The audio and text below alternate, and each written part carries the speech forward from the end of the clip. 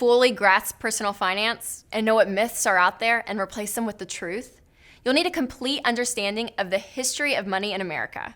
And we can't even begin to cover that without discussing the credit industry. Think back to the last commercial you've seen for something big, like a car, a living room set, or a vacation. Did the narrator say something like, "When you can afford it, we'd love for you to buy it"? Or did his message sound more like, "Buy now, pay later, 90 days same as cash"? I think we all know it's the second phrase we hear most. Borrowing money is such a normal part of our culture. It's hard for many people to imagine living life without it, much less affording transportation, furniture, or taking a family trip without going into debt.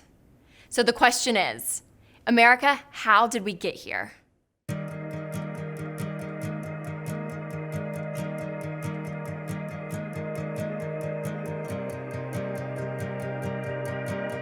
Most people are impatient. They just can't wait. Because it's easy access, pretty much. It's a lot easier to use a credit card and then instead of saving for a long time.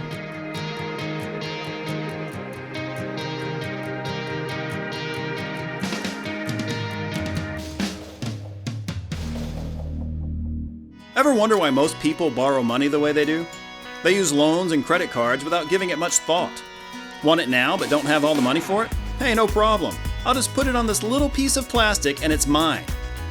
Buy now, pay later has become a way of life for the normal American. Right now, the average total household credit card debt is over $15,000, and the average student loan debt is about $30,000. That's a lot of money to pay back, and that doesn't even count the interest. Later in this class, you're going to learn why credit cards and car loans are such a terrible idea. But first, we need to ask a question. How did we get here? Let's take a quick look at the evolution of the credit industry in America. Before 1917, buying things on credit was extremely rare. That's because there were laws preventing lenders from charging high enough interest rates. That meant lenders couldn't make much money by offering loans to working Americans, so they didn't bother with it. Sure, there were small-time loan sharks who took advantage of broke, scared, and desperate people. But these were shady businesses, and the high interest rates they charged were totally illegal. Jump ahead to 1920. World War I had ended, and the consumer demand for big-ticket manufactured products skyrocketed.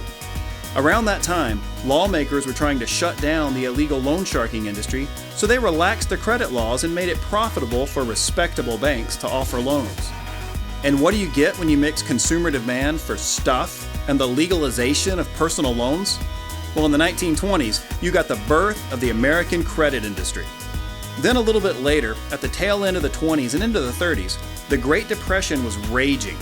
The government relaxed lending laws even more to help banks stay profitable. Then, moving into World War II, the economy improved a lot because the war created a ton of new jobs. After the war, the soldiers came home, the economy was in a lot better shape, and the lending laws were still relaxed. That pretty much set the stage for the birth of the credit card in the 1950s. Debt was becoming easier and more socially acceptable for the consumer, and it was more profitable for the lenders. It was a perfect storm. The credit monster has grown like crazy since then. In the past 50 or 60 years, debt has gone from something people were a little ashamed of to something that's totally normal in our culture. Banks keep coming up with all new and different ways to get our money, everything from high interest rates to a million different little fees that pick our pockets. And we as a society have become so addicted to debt that we still get excited when we're approved for a credit card. We think, hooray, I've been given the opportunity to lose all my money and spend my life in debt. I'm so lucky. The bottom line is that a lot of people you think look wealthy are completely broke. A big house, nice car, and flashy jewelry may look great on the outside, but most of the time these days, it just means that the mailbox is filled with outrageous bills and that the house is filled with unbelievable stress about how to pay for them. This is not the American dream. It's a trap. But there's a better way to have everything you need, a whole lot of what you want, and a legacy you'll be proud to leave to your kids someday. That's the kind of stuff we're going to cover throughout this class. I'm going to let you guys in on something. It's a little fact that most people don't realize as they're growing up. Some people figure it out by the time they're adults, and other people never learn. But you guys are going to get it today. Here it goes. things aren't always as they seem. By now, you know that Santa isn't real and that putting on a cape doesn't make you a superhero. But that's not what I'm talking about.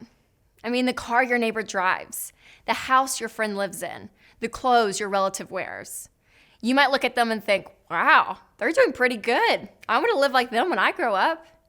But like I said, things aren't always as they seem. The average credit card debt in this country is over $7,000 a family. On top of that, people borrow money to buy cars, homes, and to finance college educations. When you see something on someone else that makes you feel that twinge of jealousy, you have to realize that they may not even own it. It's possible that what you see was paid for with debt. So why does this matter? Well, it matters because one day you'll be out there in the real world. You may want to have what your friend has or look like your friend does. You'll realize that you can't live a life of luxury on your own and that you'll need a little help. You'll be tempted to go into debt just so you can be like everyone else. That's when you've got to remember, things aren't always as they seem.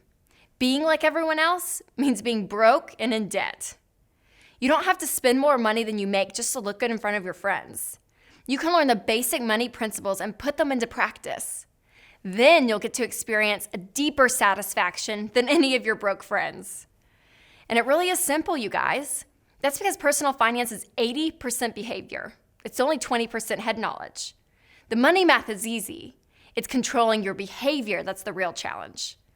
As you guys think about the normal American family, remember that normal is broke, and you don't have to be normal.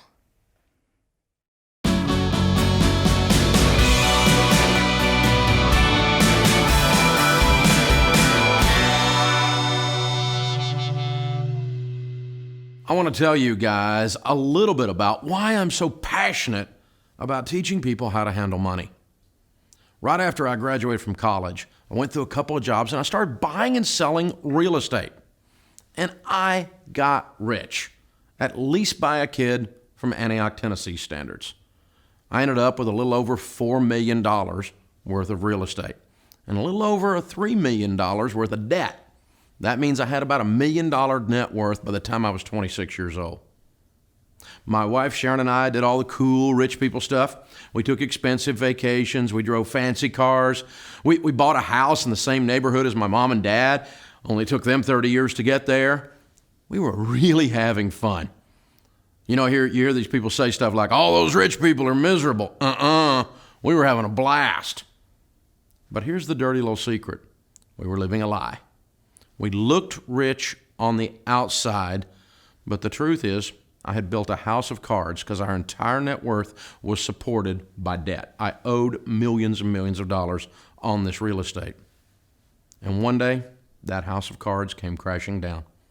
When one of the banks called one of the loans, and then they called another, and then another bank called another, and it all fell in. All of a sudden, I had to come up with cash to pay off all these lenders, but I didn't have any cash.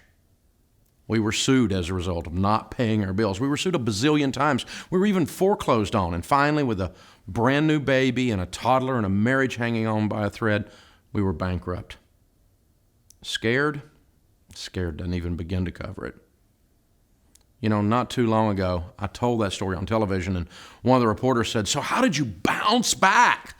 I just kind of laughed and said, dude, when you fall that far, you really don't bounce. It's more of a splat. So after losing everything and hanging on and being at the bottom, we went on a quest to find out how money really works. Not what the theory is, but how it really works. How to take control of your money.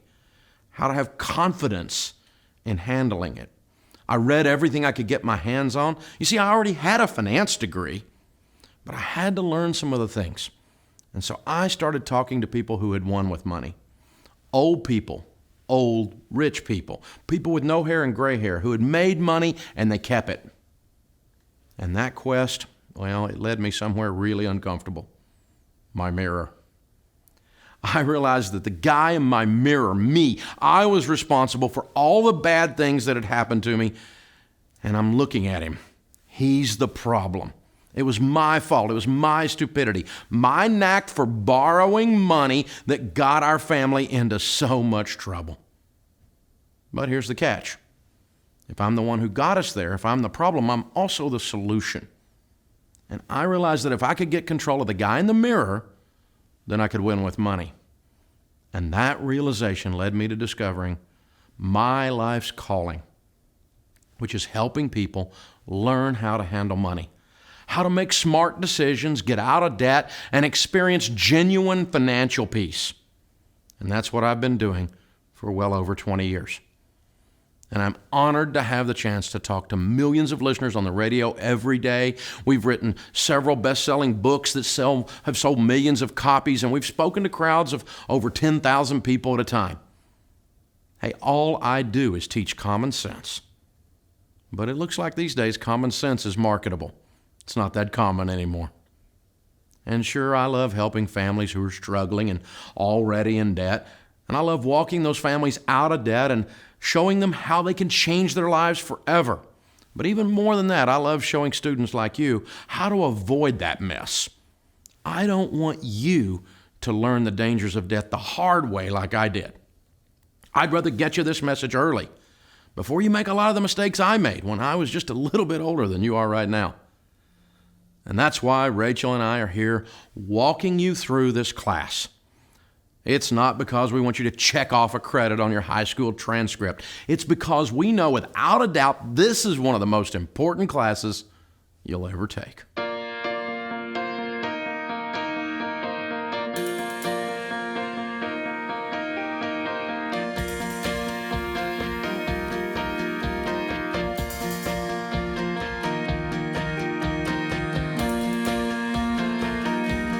Face an emergency? Hopefully never. I don't think you should use a credit card at all. Buying like furniture, maybe a car or something. If you don't have the money for it at that time and you really need something. When it's like for higher priced items, I think. Not just fast food restaurants like me.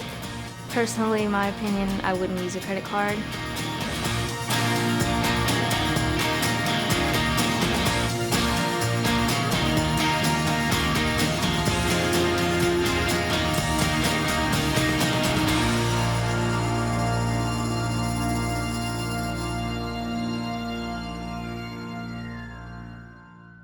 Despite all the problems they cause, credit cards and loans continue to exist because Americans believe they have to have debt, which in turn makes this a hugely profitable industry.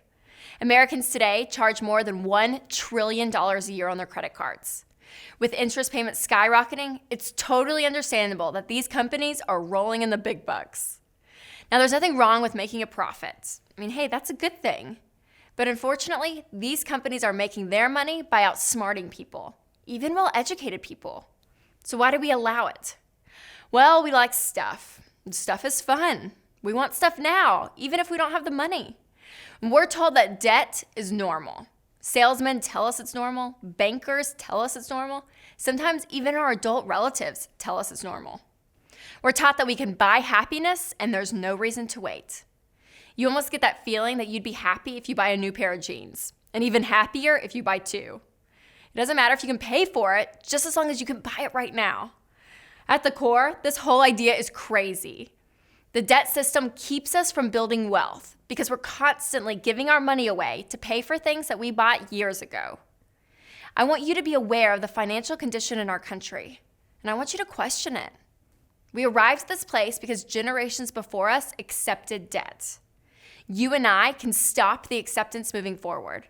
We can choose to learn the truth and manage our money without debt.